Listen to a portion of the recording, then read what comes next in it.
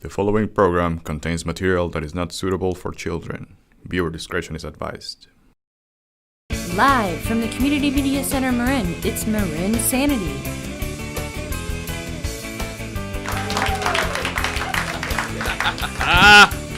Hello kids. Great, ain't it, eh? Welcome to marINSANITY. Oh, we're all insane round here, aren't we? We all know that already, right? It's great. Yeah, it's lovely. Well, it's great that we're doing an hour show this time. Yeah, because I've got a little strange bunch of people. Now look, they're all very, very different. So, give them all a chance. Give them all plenty of laughter, okay? Oh, you're talking about the performance. Right. And we don't want any of that. People talking during the show, unless you're on the stage, okay? Thank you for coming, Colonel Sanders, and bringing all the chicken. Everyone loved it.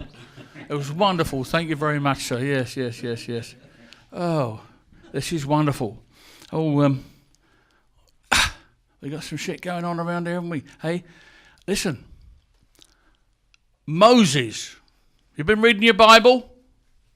Moses was looking after his sheep when this bush burst into flames spontaneously. He goes, "Oh, is that you, my Lord God?" God goes, "No, it's PG&E."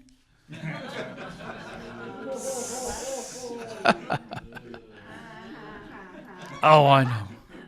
Well, it's happening everywhere. It's crazy, ain't it? I have to change the name of that place up there to Not Enough Lakes County, right? We need more water up there, don't we? Blimey. Anyone got any friends that have been put out of their houses, like homeless out because of that? It's terrible. You got to open up your house. If you've got anyone up there saying, just come on down, don't worry, leave it, let it burn. What's going to happen? Oh, dear. Thank you for coming, darling. A regular at my antique shop at 877 4th Street, San Rafael. Come down, see, we've got some great junk for you. It's lovely stuff. Yeah. Right after she left, this woman came in the shop the other day, right?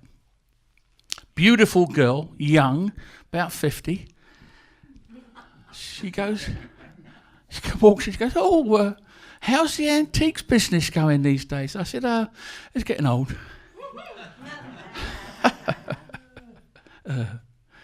She's looking around, she goes, "Oh, I'm looking for something really, really, really old and funky for my bedroom."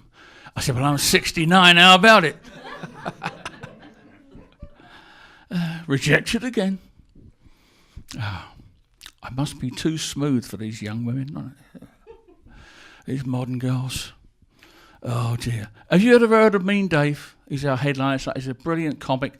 You might get a little bit of extra time with him because one of our comics hasn't shown up yet and I'm getting a bit nervous. But I don't know what's happened to her, She's probably just sitting on the bus somewhere.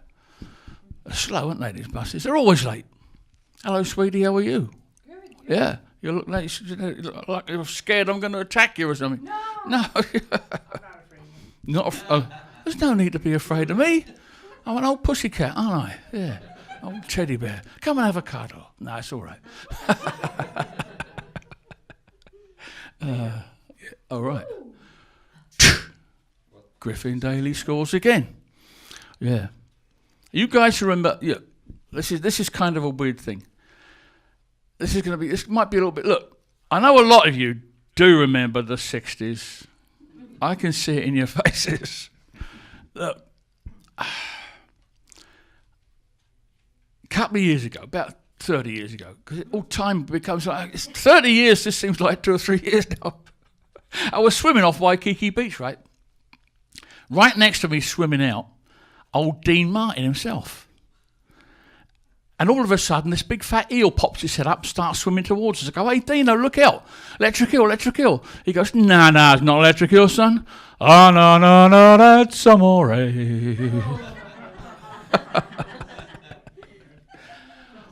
Those stupid lyrics, those songs. Well, they're stupid lyrics, weren't they? Do you remember? I mean, what's the real lyrics to that song? It was, "When the moon hits your eye like a big pizza pie, that's amore." Stupid, right? That's not amore, Dino. That's a black eye and a waste of a pizza. Oh, dear. Remember some of those other songs? You do remember. I know you remember. And some of those people out there. I know it's mostly old people watching. Okay. Who was that guy, Perry Como? Come on, anybody does not remember Perry Como? You remember him, right? You all do, yeah. What's that? No, you liar. You had a mama. Yeah. What was that song? It was hang on, now don't tell me I remember it was catch a falling star and put it in your pocket, never let it fade away. Catch a falling star and put it in your pocket, save it for a rainy day. Why? 'Cause your love might come and tap you on the shoulder some starless night. Just in case you feel you want to hold her, you'll have a pocket full of starlight. A pocket full of starlight. Come on, don't put that shit in your pocket. Hey? Uranium and stuff in there. It melts your hip, won't it? You can't catch a falling star. They're doing like 5,000 miles a minute. Whoom, there goes your arm. Right? Don't save it for a rainy day. Sell it on eBay. Worth a bloody fortune, aren't they? They are. Take that money. Watch what Warren Buffett's doing. Buy the same stock he's buying. Right? Don't buy what he advises you to buy. Buy what he's buying. That's the good stuff. Save that money for a rainy day. There's your rainy day right there. Moses, he was a good fella, really. He started all this God stuff. That was good, you know. Like nowadays, they just say that all these youngsters are like, science proves that God doesn't. It's just bullshit.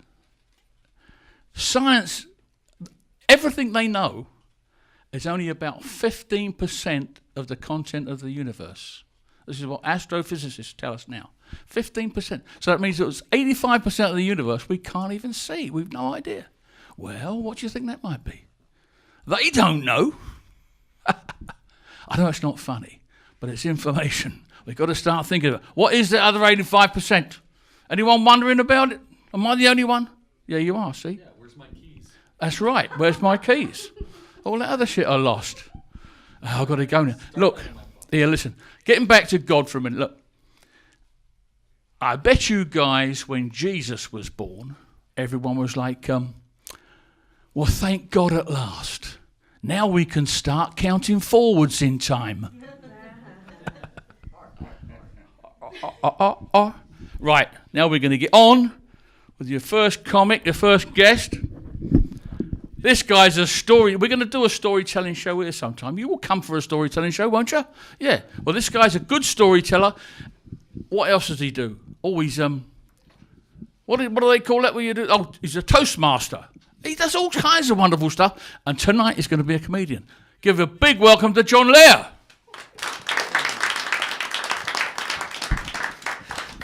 Give it up for Griffin, confusing you about why I'm here. Thank you, Griff. That's good. It's like, oh, John, he's going to do every kind of thing for you today. This will be fun. I'm like the worst first date ever. All right. So, but I'm very nice, hopefully. So it's great to be back here again. I was here a few months ago, so I'm trying to do none of the same jokes I did before, and we'll see how that goes. I love seeing everybody here. Who, by applause, who's married in the group? One or two? No, not so much? Woo! Oh, we are bonding. Okay. This is going to be good. Woo! You're going to relate to all my material. I can tell. This is, all right, just picture a lot of sadness, and you'll feel where I am. So that'll be fun. I am married. We actually just recently celebrated our 28th anniversary. Thank you. Oh, yeah. Give it up for 19 happy years, for sure. That is... Yeah, my wife hates that joke. She says it's closer to 14. But she has standards and I don't. So that's fine.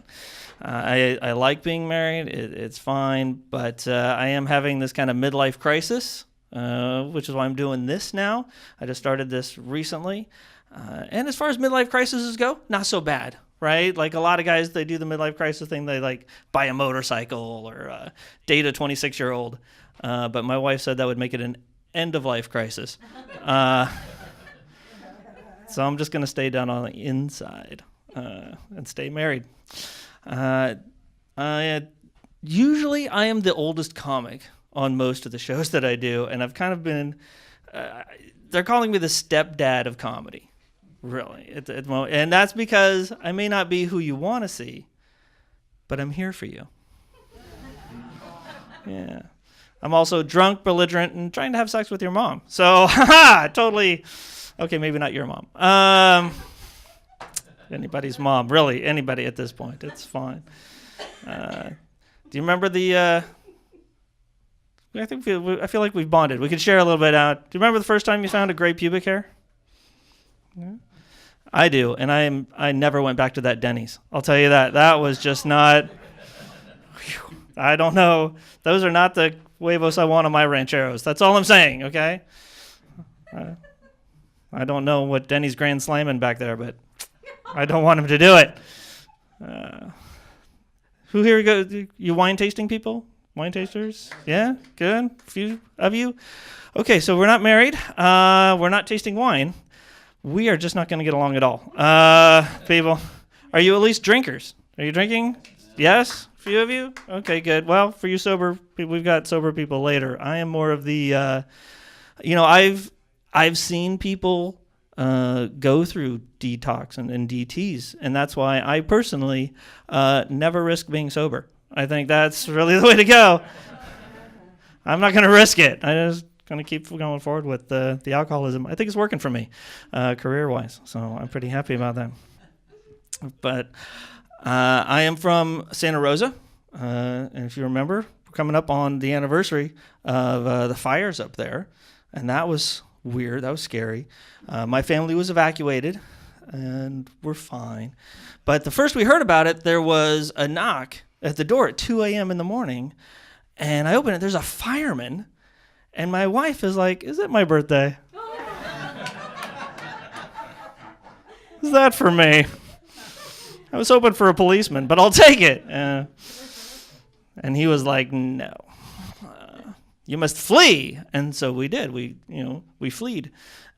We threw everything into the car. My kids and my dog. And in times of crisis, you learn things about yourself.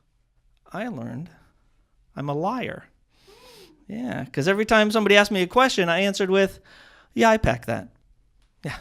Did you get all of our IDs and important documents? Oh, yeah, packed that. Yeah. Did you get our photo albums and everything so important? Oh, yeah. I packed that. Did you get my dildo? Yeah, what?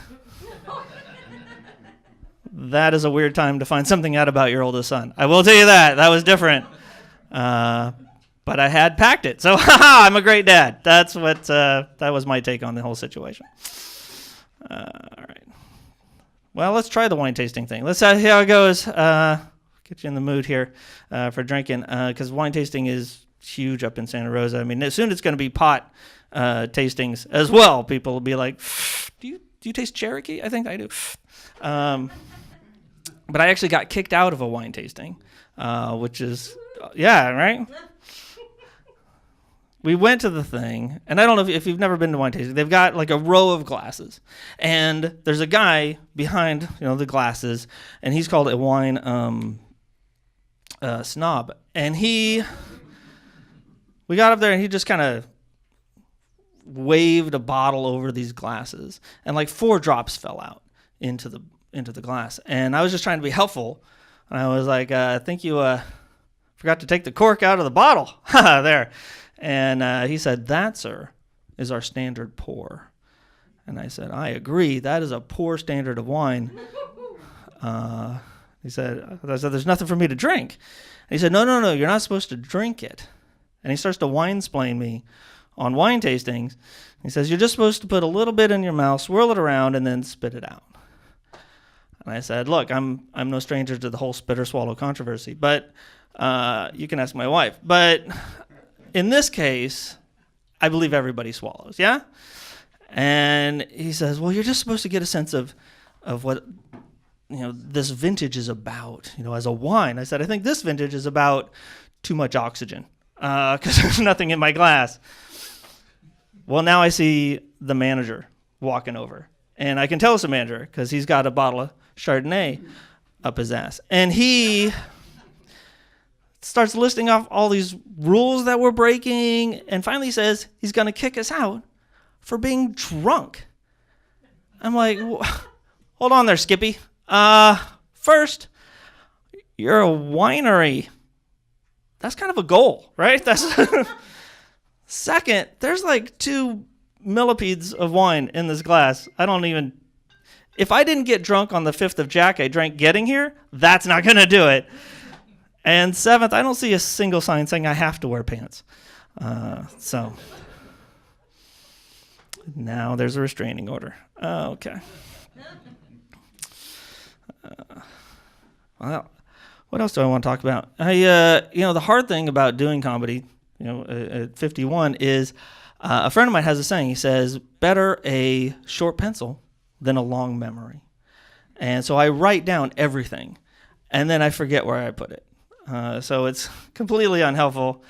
Thought that might be more relatable than that. All right. That's fine. You get it? All right, thank you. That's all the acknowledgement I need. If I could just get like a raise of a finger. We don't have to laugh today. That's fine. We can keep it to more of a mirthful, sort of a smiling kind of a situation. That's okay. Since I do... Oh, all the time. And just thinking, what did I write? Why did Yeah, exactly. From 28 years ago when I said I do. I was like, really? Why? That sentence seems incomplete. Yeah. No, About a different pencil? This is the only pencil I have. It is the only one I'm allowed to play with. So that's all that's going to happen with that. I will tell you a little quick story about, well, maybe I won't. Why not? All right, so during my honeymoon, my wife and I, we went to this beautiful place in Point Reyes, which it was, the hotel looked amazing in the brochure, and not as much in person. But we're on the second day of our honeymoon, and she sees a sign for a horse riding kind of thing. And she's like, "Ooh, how romantic is that, right? Let's go horseback riding." And I said, "Yeah, because I'm married, and that's what you do. You just say, yeah, absolutely, whatever you want. Let's smell like horses for our entire honeymoon. This will be fun." And so we decided, sure, we'll do the thing.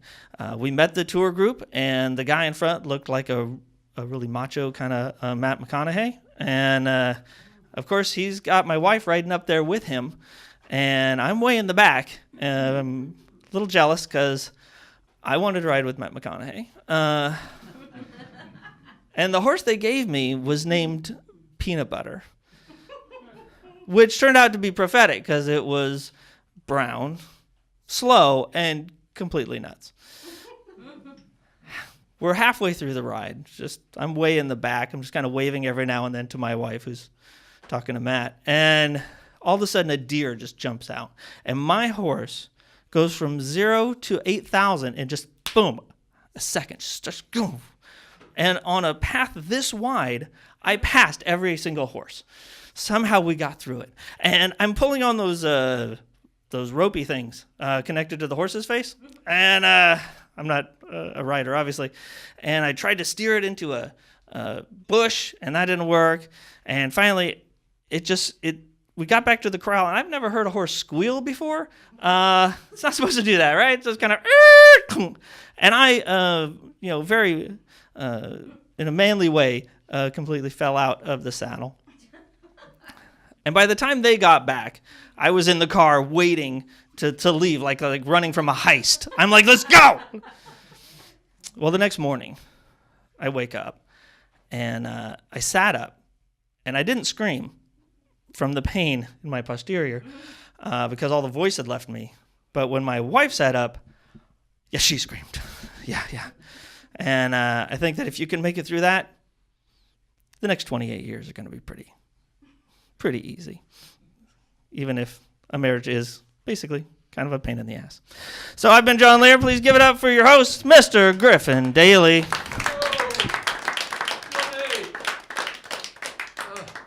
How'd you get on with John, all right? Yeah, give him another round of applause. He's a great guy. Yeah. Oh, this is lovely. I just wish we could all have a drink. I can't have a drink. I'm not allowed when I'm working, see? And I like to have a... Look, You've seen this girl before. None of you guys are regulars, right? Not me. No? Who's been here before? Just think. A few of you. You remember Sue? Sue Alfieri, local girl? Do you? Yeah, she's really funny. She's got some new stuff for you. Right, I want you to give a real warm welcome to our first lady of the night, Sue Alfieri.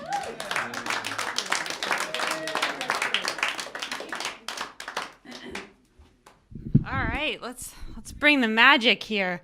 Who's excited? It's me. I'm excited. Anyway, so guys, I recently celebrated my birthday at this magical place. I mean, I never felt so young before on my birthday. You guys should totally go. It's called my mom's retirement community. It was awesome. Like, I went running and finally I was passing people. It was great. And there's like a party there every night at the club house. And it's like an after party that starts at 7. It's like totally my speed. But I met this guy and he was cute and he asked me to go back to his place afterwards. So I did. But it turns out that he just wanted me to increase the font on his iPhone. So that didn't go anywhere. But as I said, my mom lives in the retirement community, so we're trying to get her like a companion. And so we put a profile together for her that goes a little something like this. Carol likes long walks on the beach, complaining, getting to the airport 3 hours early. So, we'll see. And she wanted someone that was Catholic. So we put a profile picture of her up from Ash Wednesday. So someone responded his name was Saul Finkelstein. I don't know. I didn't tell her that was his name, but so they went on a date. We'll have to figure out how this goes with Catholic Carol, as I call her. But yeah, so that's my mom. I recently moved here from San Francisco to San Rafael. Has anybody else made that migration from San Francisco to Woohoo! 1. 2. All right. Where are you guys from around here originally? Marinites? No? Where are you from? Let me guess. I don't know. Where are you from? I'm from Maine. Maine. Oh, okay. I'm from New Jersey. So it's nowhere near Maine. But yeah, same coast. Wow, are you lost, right? But yeah, we left the city after 10 years or 11 years living in the city, and I feel like the city has changed so much. Like, for instance, it's for such an openly gay city, people are moving back in the closet to save money on rent. It's true. And like, there's people that live in vans, and they're not considered homeless. They're considered minimalists. I have a friend that lives in a van, actually, and he said, I have everything I need. And I'm like, you don't have a bathroom. And then I remembered that San Francisco is so equal opportunity that like pets and people can poop on the sidewalk. So that's just how it goes. But like on days that I'm feeling really confident, I walk with open-toed shoes in the Tenderloin neighborhood. And the other day I was bringing my rolly suitcase. That was unpleasant. A little bit. I took home a little extra, something special that night. But my daughter was saying that she was noticing that camping is getting really popular in San Francisco. I don't know if you've noticed that too. It was a really hard decision for us to leave. We had this killer apartment. It was this really nice 1-bedroom apartment. It had crown molding. It had a walk-in closet and a dining room. When we lived there, we felt like my husband and I felt like a king and a queen. And it was $1,400 a month rent. And we lived there for 9 years. And there was just one problem. There's just two small problems, and that our children were in the closet. So that we had to move. Actually, one of my kids was in the closet. One was in our master bedroom, and then we had to sleep in the dining room. So before I went to bed, I'd see this chandelier over my head, which made me feel like I was really, really crushing it in San Francisco, Speaking of living in San Francisco, I'm going to totally change the subject, not to brag, but I recently stayed at the Best Western in Bastrop, Texas. And I think that Best is a surprising name for a hotel chain that is not the best. They're mediocre at best.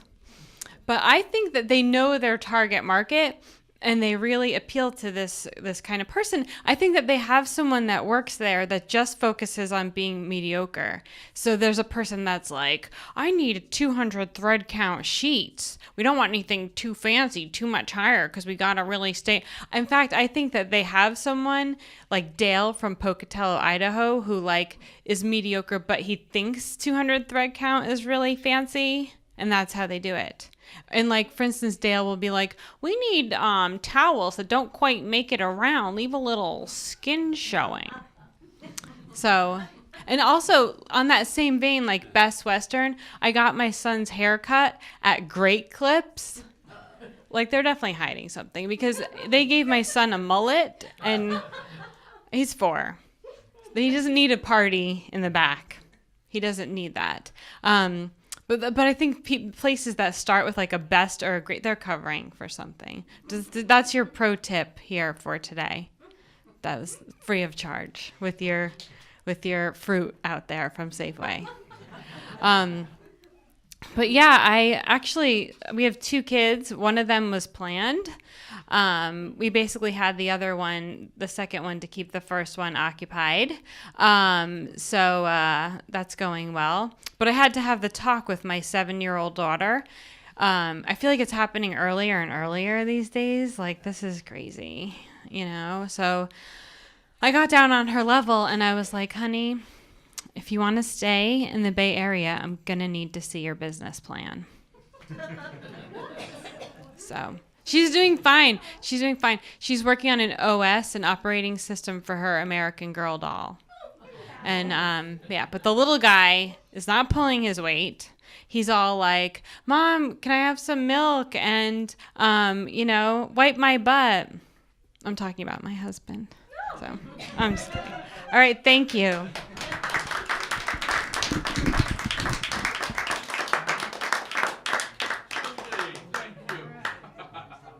Sue Alfieri, don't you love her? Yeah. You do, don't you? Everybody loves Sue. She's wonderful. Now, I told you it was going to be a variety of different comics. Now, this guy, don't be scared. He won't hurt you. He looks tough, but he's a big pussycat, really. In fact, his name's Teddy. Give a big welcome for Teddy Hull.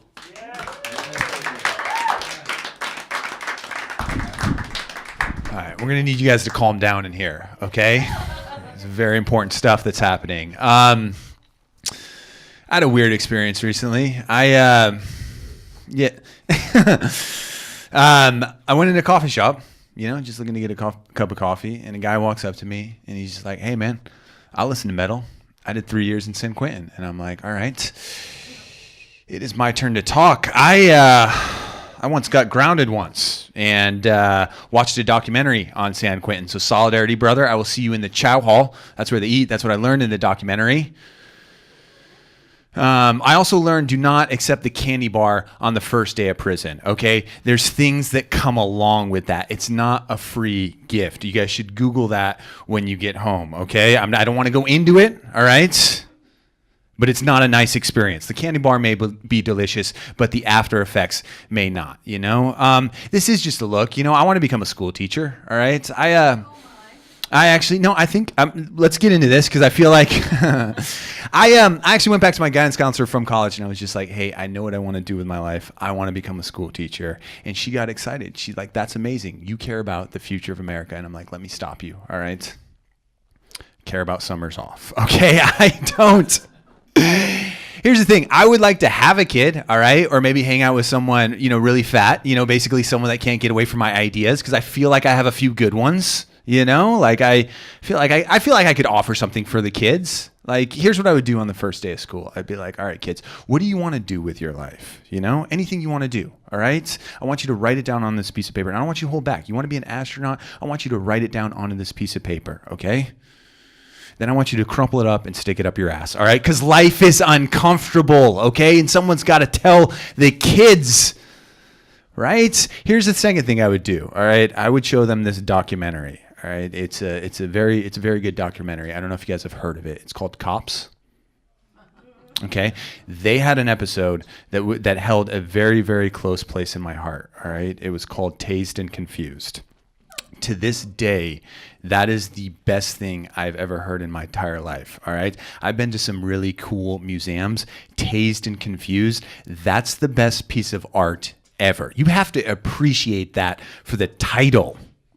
Anyway, here's what happened in each encounter. Each encounter was. Basically, we know what happened at the end. They got tased, okay? But here's something I didn't expect at the beginning. At the beginning of each encounter, you didn't think that that person was going to get tased. It always started off really well. It turns out people on crystal meth can talk really logically for 30 seconds, you know? Like they'd be talking, I'd be like, you know what? That dude, I don't know why he's holding all that copper, but I know for one thing, that guy didn't steal it, all right? And if he ever wants to babysit, whatever, you know, I'll vouch for him. And then he gets tased, you know? And I think that's a good metaphor for life. You're going to get tased, you know, at some point. You got to be ready for that. Tased? Okay. I'll explain it. We'll cut this out or whatever. You get tased. It's like a taser. You get electrocuted, right? It's like a cattle prod, right? But for tweakers. Do you have face? It's a little too much voltage. I like you, but it's a little too much voltage. It's to like stop them from, I don't know, you know, misbehaving. You've never heard of a taser? You do got to get out more, all right?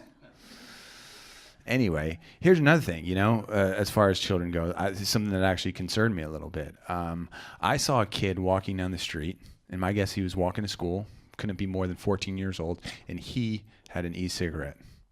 And all I wanted to do is go up to him and give him a pack of real cigarettes. Say, die with some dignity, little boy. All right? I don't know what you're doing out here, okay?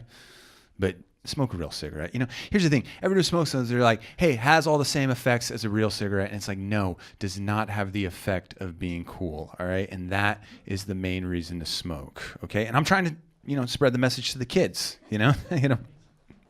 I was thinking of this dude, he had blueberry flavored e-cigarettes. Waves of blueberry vapor were hitting my face. And I'm like, am I baking muffins with my mother right now? Or hanging out with a man. He's like, no, man, smells good, smells good. It smells like a unicorn is farting directly into my face, all right? You put your lightsaber down? I'm pretty sure that's why people hate. I turn 32 tomorrow, all right? So I think technically I'm still a millennial, all right? I don't know. I haven't done the math. But that's why people hate our generation, all right? The millennial generation is because the millennial generation, they wake up in the morning and they're just like, you know what? I'll do life, but I'm only going to do the good stuff in life. All the bad stuff, I just don't like it, you know? So they see cigarettes and they're like, oh my God, cigarettes are so cool. People who smoke cigarettes, they're cool. I want that, but cancer makes me feel icky on the inside. So I'm just going to take the good shit and leave the bad. And it's just like, it doesn't work. The whole reason people like cigarettes is like, it's like you're going outside and you're just saying, you know what? I want a terminal illness in the most sensual part of my body. All right. That's the biggest fuck you can give to the world. I figured out too. I figured out what I'm going to do if I get a terminal illness. If I go to the doctor, you know, and he leaves the room and he comes back in the room with a really serious look on his face. And he's like, hey, Teddy, I got some bad news for you. You have a terminal illness. All right. This is what my response is going to be. Oh, thank God. All right. I thought I had 50 more years of this shit. I am ready to go. I should bring you up here. Your reaction is absolutely amazing. I'm so sorry that other people, it's not terrible. I've had some fun. I kind of feel like, you know, life is like, okay, it's going to be some really cool shit. And then it's going to be some really, but I am going to mess up. Like people are going to be really angry with me in the next 30 to 60 days. All right. And then 30 to 60 days after that, they're going to be like, hey, you're all right. You know, and it's going to be like, oh, that's cool. And then 30 to 60 days after that, they're going to be like, why would you ever do that? And I was like, I don't know. I'm a human, you know, I'm kind of ready for the next thing. Here's how I feel. You know, I've never seen an old person and not gotten jealous. It's just like, hey, take me with you. Let's go to the next place together. All right. While you're at it, can I have some of your diseases? All right. Dementia, I'll take it. Can I forget about 30% of the stuff I said today? That's a win. All right. Anyway, here's the other thing I'm going to do if I get a terminal illness. Okay. I am going to go onto YouTube. I'm going to figure out how to make crystal meth. All right. I'm going to then drive out to the desert and I'm going to cook it with a guy that says the word bitch a lot. I am rewatching Breaking Bad. All right. That's an amazing show, right? I mean, I'll tell you what, we could have put that on for an hour and maybe it would have been a different response in here. So here's the thing. That's a cool show, but you know what is a bummer? Is watching interviews with actors that you really like, because this may surprise some of you, but they're not actually the characters they play. What? Spoiler alert. I typed in Bryan Cranston, who plays Walter White, and I'm driving, and I'm like, all right, I'm going to get all amped up, And he's doing an interview about Breaking Bad season 5. So he's got the shaved head. He looks like Heisenberg. And I'm like, he looks like a badass, And he's talking about Breaking Bad, and they're asking him about it. And he's like, you know what? This was a really well-written show. And I'm like, yes, it was, Heisenberg. Yes, it was. And he's like, it's a show about a man who makes bad decisions. And I was like, what? You used to be all about making meth in the desert. I've seen that wrinkled face of yours kill a man with a bike lock. And then you're going to talk about decision making? I'm making life decisions on your character. I thought we were in the empire business. You can't cut out on me like that, right? Anyway, I got a letter from the DMV recently, and here's what they had. They had the audacity to tell me that I am an unsafe driver. Can you believe that? Yes. Okay. I'm gonna need you to pipe down, or I will tase you. All right? That's how it's gonna go. Okay, you're gonna learn about tasers real fast. Anyway, got a letter from the DMV. They said that I'm an unsafe driver, and my only response was, "This is how you treat your best customer." Do you? I didn't write it back to him. I just thought it.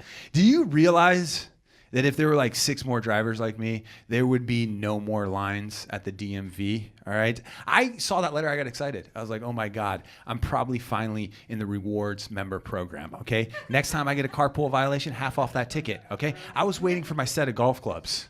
All right. They just critiqued me. It's like, cool, you're inefficient and childish. I don't like it. The DMV should be, encouraging me. Like they should be sending me letters to be like, hey, that show you have that you're going to do in front of 10 people, talk about how you will tell kids to stick pieces of paper up their ass. They really need to hear that. That's definitely going to go over well. Why don't you step on the gas pedal and get on out there? Nothing, just complaining. DMV. Anyway, I live in San Jose. All right, I live in San Jose. Here's the thing. I did go to college, and I feel like college didn't prepare me for the real world. All right. I feel like what actually prepared me for the real world was moving into San Jose. All right. Let me tell you where I live. All right. I live next to 4 taquerias and 52 pit bulls. All right. Everybody is selling drugs, and that's not the problem. You can sell drugs near me. I don't care. All right? Just stop being hacky drug dealers. Why don't you get a different dog than a pit bull? All right? How about you get a gun and a border collie? All right? And someone tries to break in and steal your drugs, the dog barks, you get your gun. But when they're not trying to steal your drugs, you got a cool dog. You can hang out and pet him. You don't got to be, what are you going to do? You're going to go to a Raiders game next and then come home and watch Scarface? Just get, I thought you're supposed to be an outlaw, a drug dealer. You know what I mean? Anyway, so here's what actually prepared me for the real world. Okay, the first night I was there, someone broke into my car. This is what they stole. They stole my iPod, all right, my favorite hat, and a stick of deodorant. Okay. After the first item on that list, they're just messing with me. Okay. Have you ever had to walk down the street and smell someone to see if they were the ones that broke into your car? That will prepare you for the real world. They should have a course on that in college. Smelling criminals. All right. Wake you up. Anyway, here's what I did. Here's what I've learned from this place that I live in. All right, I've learned how to find a good taqueria. And the trick is, if you are a white person and you walk into a taqueria and they hate you, it is going to be a delicious meal. One person clapped. Anyway, for people who are not on board, I know it's a very PC culture nowadays, and everybody's just like, no, we can't have any type of hate. It's just like, no, we need hate. All right, we need it in our burritos. Okay, if you walk into a taqueria and they're nice to you, you're in a Chipotle. All right, and you should probably leave. And Chipotle's, their food is okay. I just don't like them. I think Chipotle should stop using puns. All right, I've seen the signs. You go, comma grill. And it's just like, hey. You made people shit blood, all right? You're not allowed to be cute anymore, okay? Stop using puns. And that is how I like to go out. All right, thank you, guys.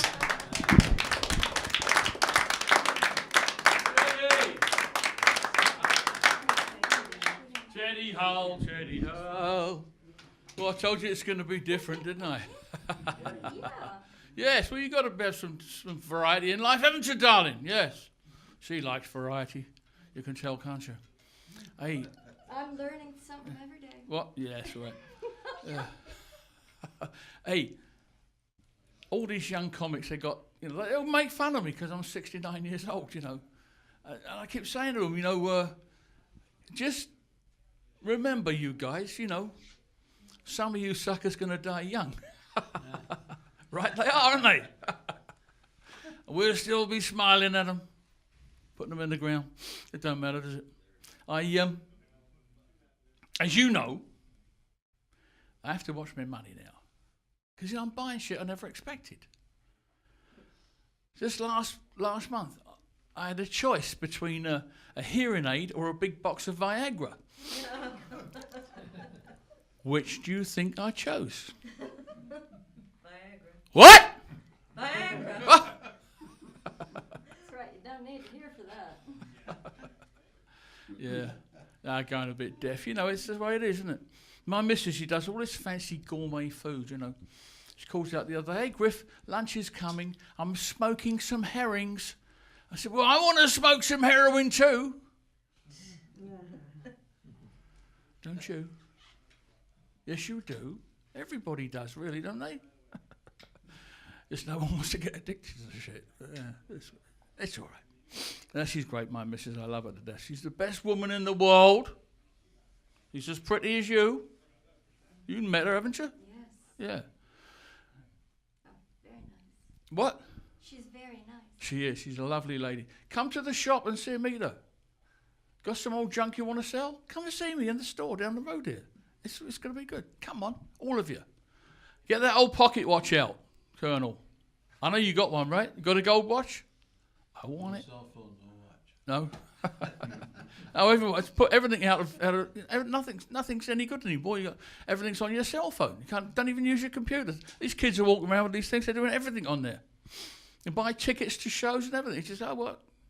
I can get on my computer. No, I can do it now. It's crazy, isn't it? Is it a crazy world or what? Yes. Jesus Christ. Oh, dear. I fell over the other day. You saw me limping, right? 3 times in a month I fell over. I go to the doctor. He said, oh, Mr. Daly, why did you fall down? I said, well, that's the only direction you can go when you fall. You think he'd know that, being a scientist, wouldn't you? He goes, yeah, but the reason. Did you trip? I said, nah, not since Woodstock. He pokes me in the tummy with his stethoscope. He says, look at this lot, Griffin. He says, you know you're overweight for your height. I said, come on, Doc, you don't know how high I am. Nobody knows, do they? I know I look like I'm stoned half the time, but I don't do drugs now. I don't. No, I'm just carrying residue from the 80s. Yes. Colonel knows. Fried chicken and cocaine, right, buddy? That was good stuff. Now, your headliner tonight, great friend of mine, fantastic comic. I want you to give him some love and laughter. Here he is, Mean Dave.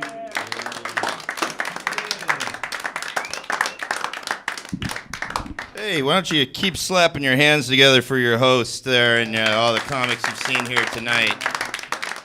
Yeah, right on, man. This is wonderful performing for what I feel like are a lot of mall Santas in the off season, and their wives, Mrs. Clauses.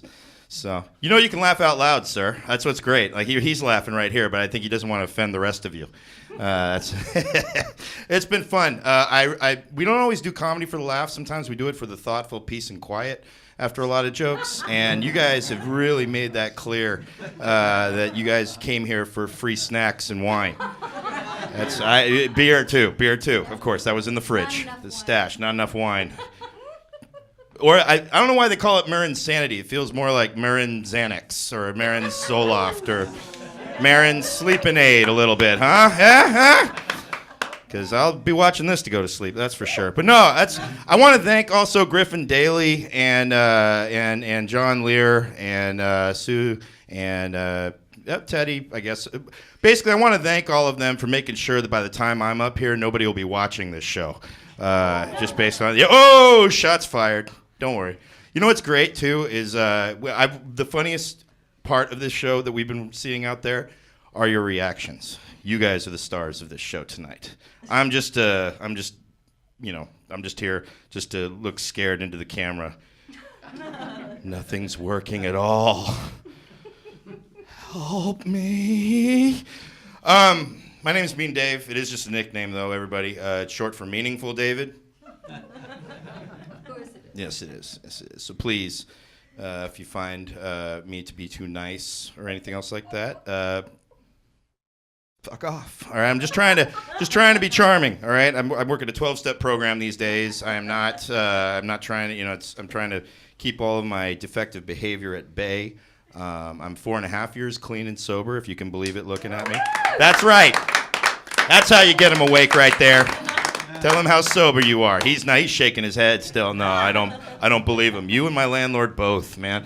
I'm glad. I want to thank you guys for that applause, though, because seriously, it's been a boring 4.5 years. All right, and I want to thank you guys for that. But I've been doing stand-up comedy now 8 years, which technically means 8 years ago I had to move back into my parents' house. That's kind of how it works in stand-up comedy. But life in comedy's been going pretty good because 2 years ago moved out of my parents' house, and now I pay money to live in a room in someone else's parents' house. So that's kind of how it works in America.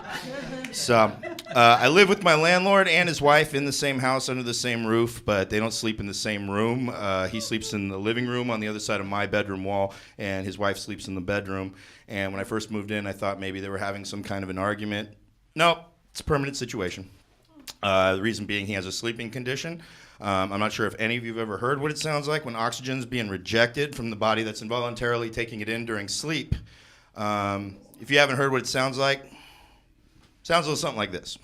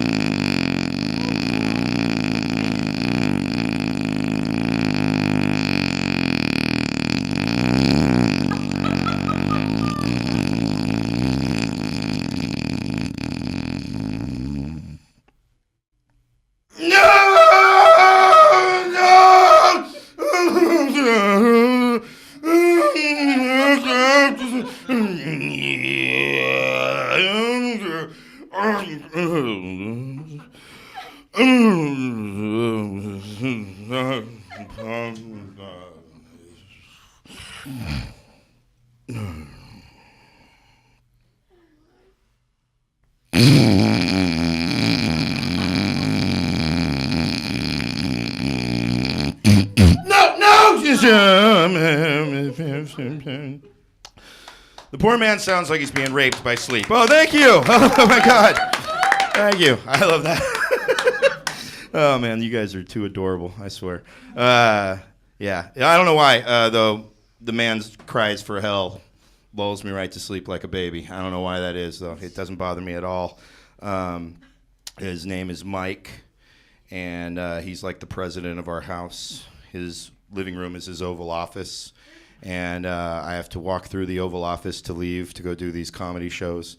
And every time I do, he always has to have this small talk chat exchange. So I'm going to leave, and he's always, "Oh, you're off to do comedy again tonight, huh?" Yeah, I'm like, "Yeah, Mike, same as every night." I don't think he believes me. I think he thinks I deal drugs or something, and clearly by my appearance, I wouldn't blame him. Just as like tonight, he's like, "Oh, you're off doing comedy. Where are you at tonight, there, Dave?" And I was like, "Well, I'm actually performing on TV in San Rafael on a TV show called MarINSANITY." And now that I say that out loud, definitely sounds like I'm lying. So I don't blame him. And but he always has to like he tries to sound encouraging, but he just comes off as condescending. You know, he's like, "Yeah, I got to come out and see you do comedy sometime." And I nod my head and I walk away and say under my breath, "No, Mike, stay home. Get some rest. Because you're my whole act right now, and I need new jokes. Sleep tight, sweetheart." So, but yeah, it's not all that bad, you know. And nowadays, you know, being in recovery, I do things a little bit differently than I did when I was out there getting all high and drugged out and stuff like that. Just recently, my sister, she invited me to go watch my nephew perform in a play. I have a 12-year-old nephew, and I'm closer with my family now. And she said, "Hey, your nephew's performing in a play of Beauty and the Beast. Would you like to go see it?" And I said, "Not really, but I'm sober. I don't have anything to do." "Sure, I'll go. When is it?" And she said, 2 p.m. on a Saturday afternoon. I said, "Okay, where is it?" She said it was in Walnut Creek. I kind of got a little hesitant because I'm single.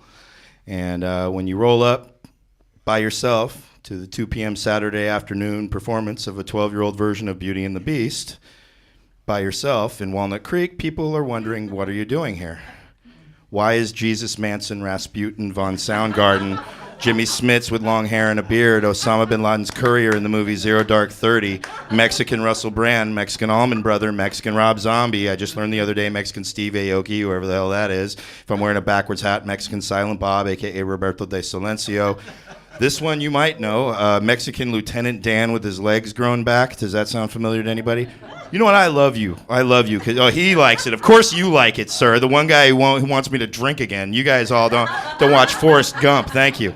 Thank you, everybody, for not laughing at that part. That's the one they were wondering why the Zigzag guy is here to see Beauty and the Beast at 2 p.m. on a Saturday afternoon in Walnut Creek, especially a 12-year-old performance.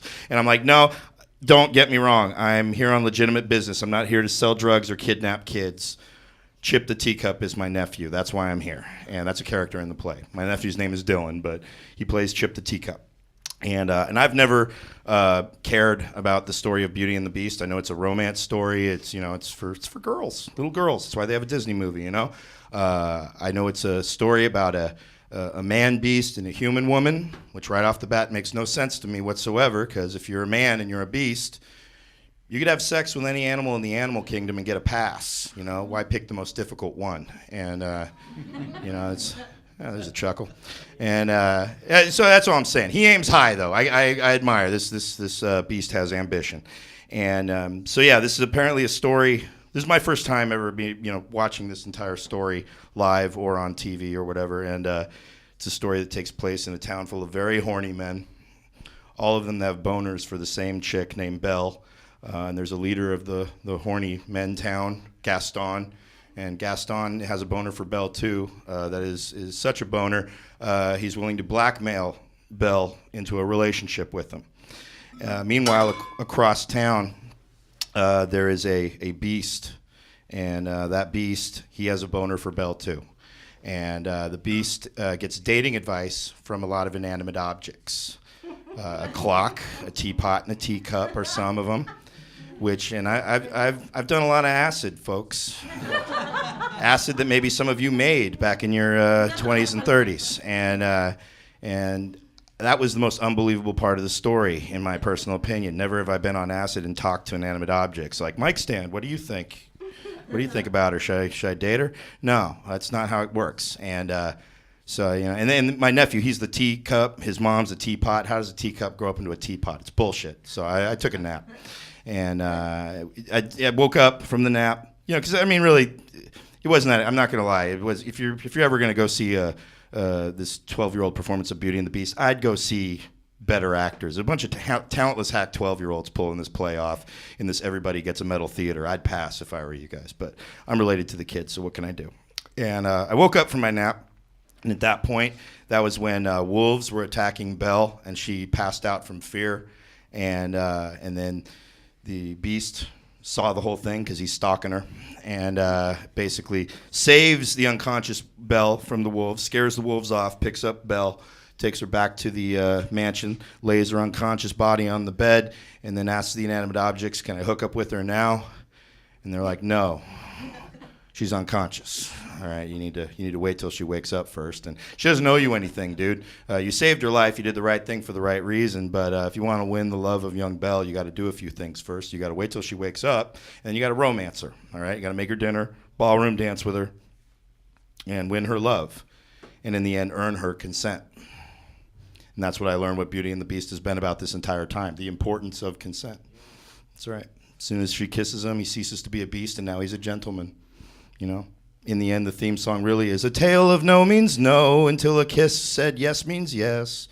Beauty and the Beast. You agree? All right. Thank you. She's falling asleep. I don't want to keep anybody awake here too much, so relax, everybody. Let's just try to have a little moment of silence for all the jokes that have died on TV here tonight. And in the future, but no, you guys have been. I'm telling you, this is going to be one of my favorite sets to watch over and over again. It's because of people like you and your reactions. There's a smile. I haven't seen you smile once. I've been hoping you were smiling. So all right, cool. I'm gonna say one last joke here for you folks, and you are free to take the rest of whatever is left out there in the lobby and go home with it and party your heart's content until 8:30.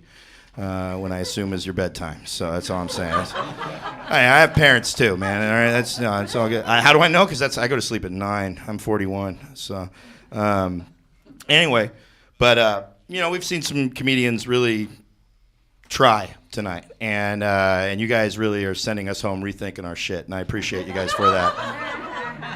That's cool. That's cool because, aspiring comedians, that's what we are. We are the Jehovah's Witnesses of entertainment. Sometimes our jokes go knock, knock, and the audience is like, no one's answering the goddamn door, aspiring comedian. But when I think of nights like this, I think of my favorite movie of all time, and that is the Frank Capra Christmas classic, It's a Wonderful Life, with Jimmy Stewart and Donna Reed. There's many reasons why it's one of my favorite movies. It's the only black and white movie I continue to masturbate to this very day. Oh, I'm sharing it with you guys. Some of you, I'm looking at the men around the room. You went through puberty when this movie was in its heyday, all right? So you know what I'm talking about. Donna Reed is still hot by 2018 standards, okay? Every time that George Bailey steps on her robe and she jumps out of the robe into the bush, I get to work, all right? Imagination runs wild. Old school pornography, you know what I'm saying, gentlemen? Anyway, and also it's a movie that starts, oddly enough, it's a Christmas movie that starts with a failed suicide, which, for whatever reason, lifts my spirits every Christmas, watching a failure on top of a failure in a nice white neighborhood. Merry Christmas, I enjoy that. And in that movie there's a famous saying, every time a bell rings, an angel gets its wings. And after nights like tonight, I really feel that my thoughts on comedy really apply as well. Every time an aspiring comedian quits comedy, good. You guys have been a wonderful, wonderful crowd. Thank you for your patience, your time, and your energy. I hope you live long lives, or longer, I should say. Let me give it back to your host, Griffin Daly. This is all his fault, by the way. I mean Dave. Thank you. Oh, dear. He was making you laugh. I know, I was watching out there. Oh, dear, it's good fun. Thanks for coming out, you bastards.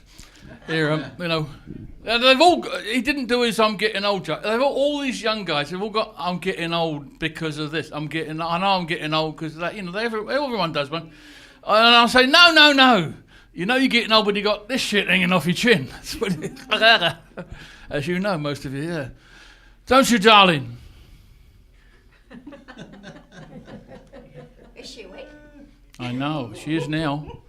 I called you out. She's awake now. Yeah, I know you are. That's all right. Oh, dear. Oh, that's great. Well, this is fantastic. Come back again, all of you, won't you? Yeah. You will, won't you? You will, I know you will. Yeah. How was Mean Dave? Good? You love him, don't you? Right, give a big round for all the comics you heard tonight.